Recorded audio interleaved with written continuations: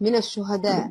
الحمد لله الذي أكرمنا وشرفنا باستشهاده، ربنا يرضى عنه، ربنا يتقبل في عليين. آن لهذا الجسد الطاهر أن يرتاح، والله آن لهذا الجسد الطاهر أن يرتاح. ربنا أكرمه إن شاء الله في الفردوس الأعلى. اللي فكروا إنه باغتيال والده حينبسطوا حيرتاحوا، بس لا والله، والله دماء والدي لعنة ستطاردهم إلى يوم الدين بإذن الله. وإن شاء الله دماؤه نصر. إنه أنت يا نتنياهو بتفكر بعملتك هاي وباغتيالك للقائد إسماعيل هنية ولوالده، بتفكر إنك أنت انبسطت وإنك انتصرت. لا والله ما انتصرت، والله دماء نور ليوم الدين.